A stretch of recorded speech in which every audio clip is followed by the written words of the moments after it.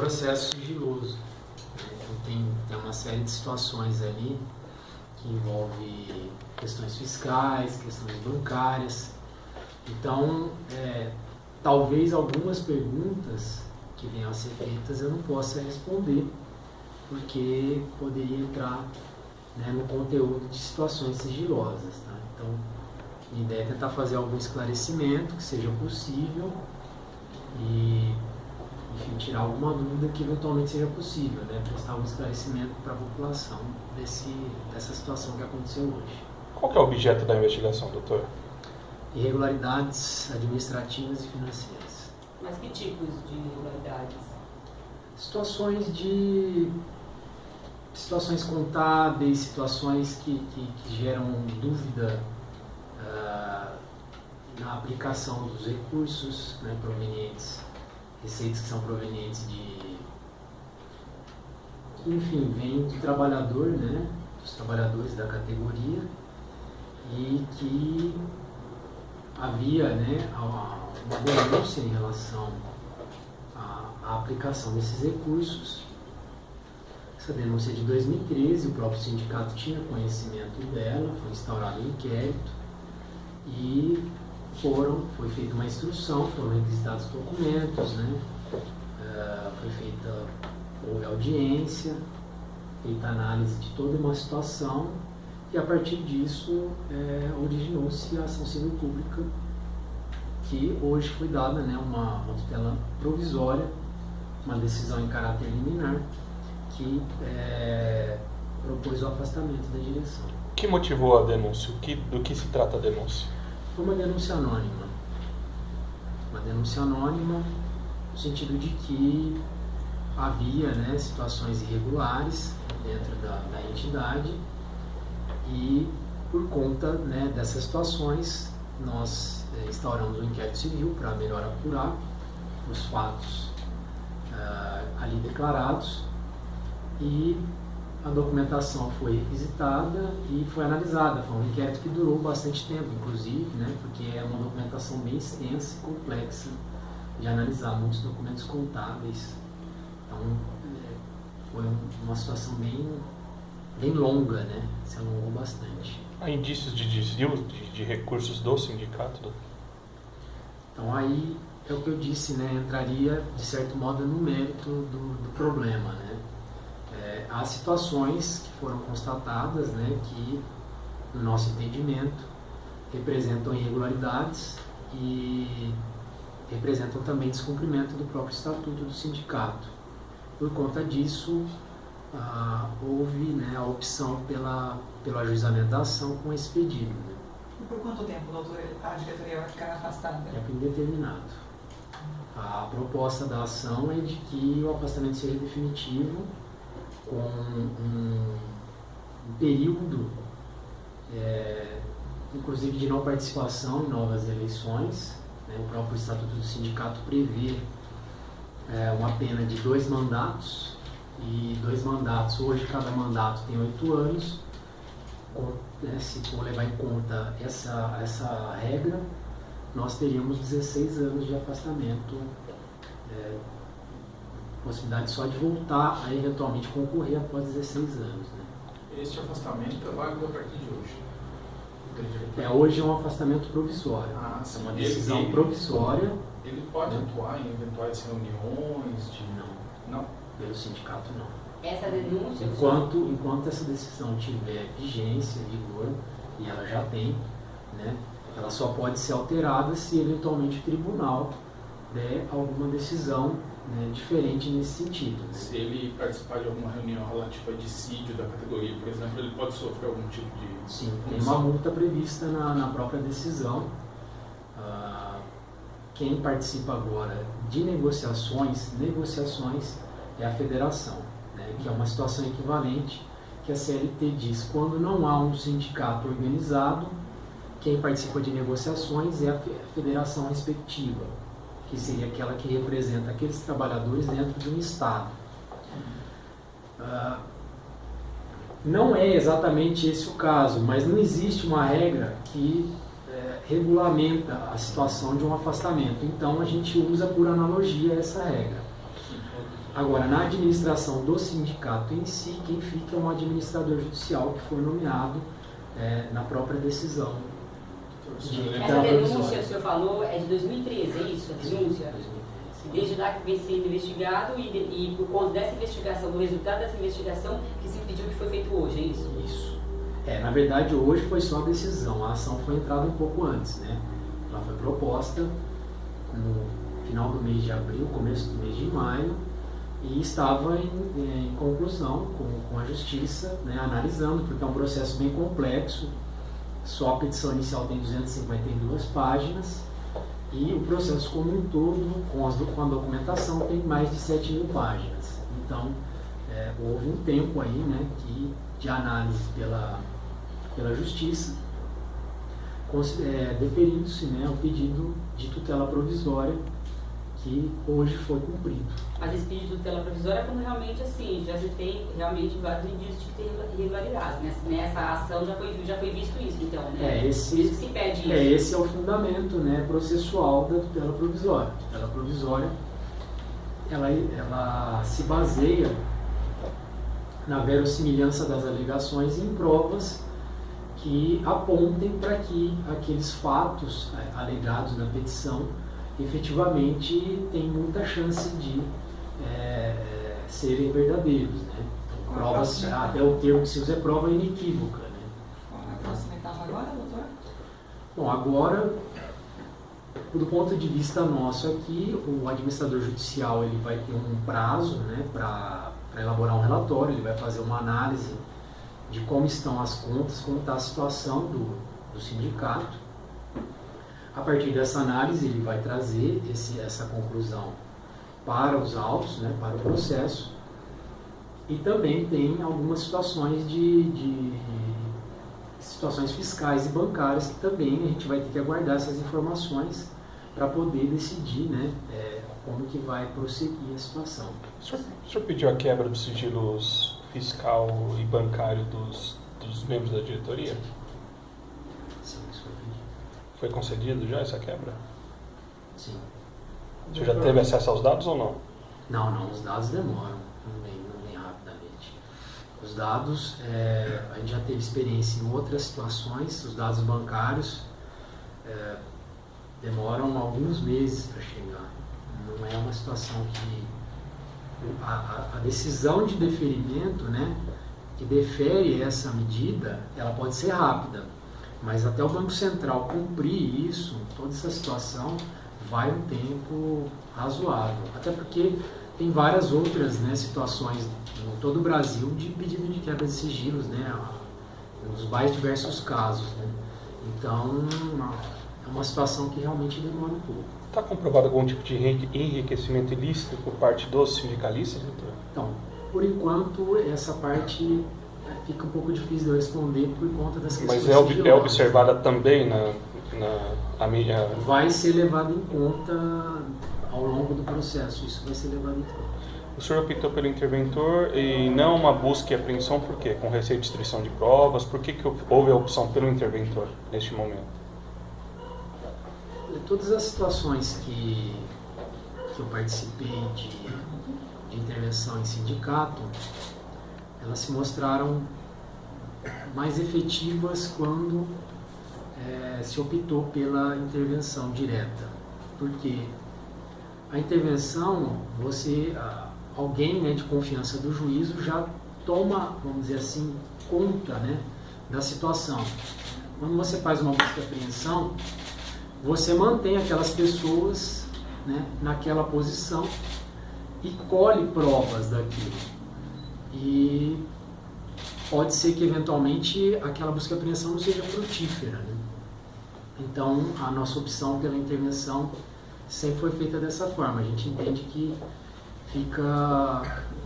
o próprio interventor ele vai ter a oportunidade de ter acesso a esses documentos, né, dentro, né, desse período de intervenção. Então ele já vai ter condições de nos mostrar a real situação sem ter a necessidade de uma busca e apreensão. E processualmente falando, a busca e apreensão ela antecede uma ação principal. Então você teria que ajuizar uma ação cautelar, busca e apreensão, e 30 dias depois ajuizar uma ação principal. muitas vezes a análise desses documentos da busca e apreensão demandaria muito mais de 30 dias. Quer dizer, então você teria também uma dificuldade processual nesse caso. É um mandado de intervenção, doutor, que a gente pode falar? Foi cumprido pela Polícia Federal? É uma intervenção judicial, né? Uma A Polícia intervenção Federal judicial. não O mandado é um documento que instrumentaliza a ordem que foi dada, né? A ordem dada A pela Polícia Federal Justiça. foi lá, então, A Polícia cumprir Federal a foi norma. para garantir a segurança no cumprimento daquela ordem. Ou de outras intervenções, não só aqui, em outros lugares, e ele tem experiência suficiente para definir como que isso vai ser feito, né? Então, isso foge um pouco da nossa esfera de atribuições aqui. Isso preocupa Se o por senhor? acaso isso acontecer, é uma situação que, a meu ver, poderia prejudicar a própria direção do sindicato, né? Porque poderia, né, em tese, gerar uma suspeita, né, em relação a eles mesmos. Né? Doutor, o senhor falou que, no caso aí, que a categoria está agora em fase de negociação da convenção e tal, com as empresas do transporte coletivo, um exemplo aqui de empresa. E o senhor falou que agora, a partir de então, a federação assumiu. E os integrantes da diretoria, que porventura fazem parte dessa federação? Porque, aparentemente, qual seria essa federação? Seriam os mesmos. Não, a federação, ela fica em São Paulo. Mas O se tiver sindicato acesso... tem 2 representantes na federação. Toda a diretoria, a ação pede o afastamento de toda a diretoria. E toda a diretoria inclui esses 2. Então, se eles participam de alguma situação, há uma situação aí nesse caso, se eles participam de alguma negociação, há uma situação de descumprimento da decisão. É previsto uma multa para isso. Caso isso aconteça, eles vão ter que arcar com uma multa. Qual que é o valor? Eles Isso alegam. na decisão. Mesmo que eles aleguem que estariam ali em função da federação. Sim. Qual que é o valor Eles da... estão participando de uma negociação, né? Qual que é o valor da multa, doutor? Eu não me recordo agora, 10 mil? porque eu não cheguei a olhar, não é mais. Se o senhor quiser, eu posso até olhar para ver. São outras Não, Se pessoas. quiser, eu não me recordo de cabeça, porque eu não cheguei a olhar a decisão completa. Tá. São quantas pessoas afastadas, doutor? São 30 e...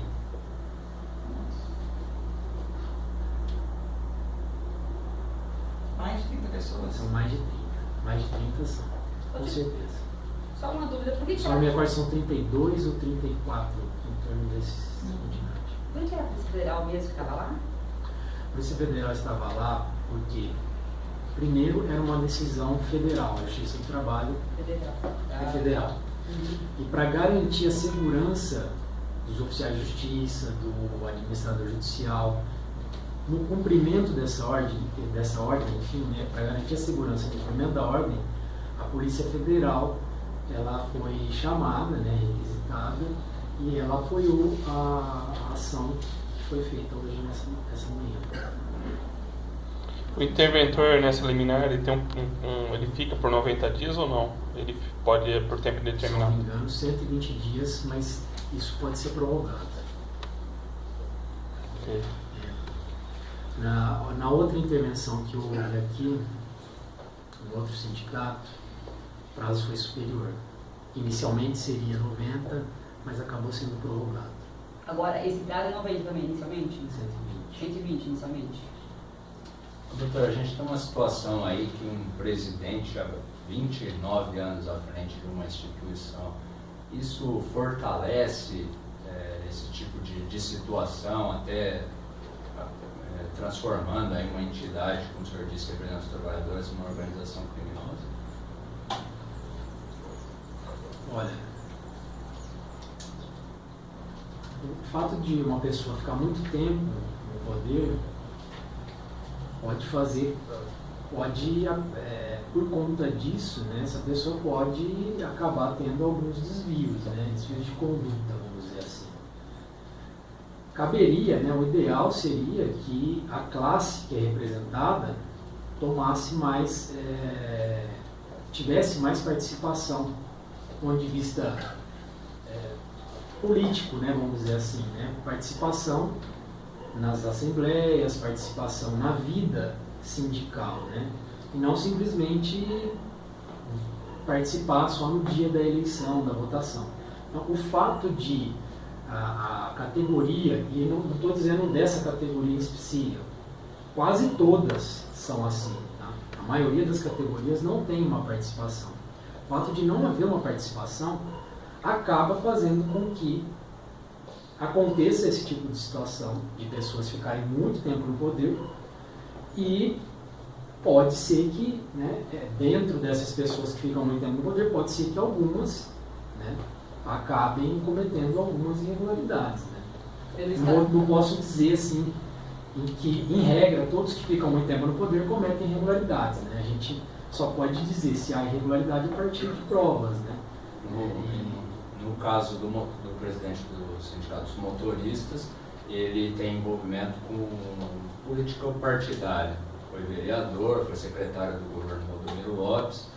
E aí eu pergunto para o senhor, a condenação dele na esfera eleitoral, principalmente utilizando aí recursos oriundos do sindicato, a Justiça Eleitoral condenou ele. Isso também foi utilizado aí nessa linha de investigação, de alguma forma? Muito pouco. Muito pouco. Porque, primeiro que a última condenação dele, né, na Justiça Eleitoral, foi mais por conta de uma situação que poderia configurar a compra de votos, mas ali não fica claro que os valores que porventura tenham sido gastos na suposta compra de votos seriam provenientes do sindicato.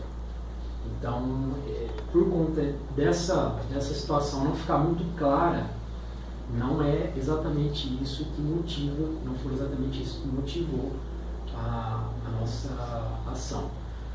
Obviamente foi incluído na petição até por uma situação de esclarecimento, de mostrar, né,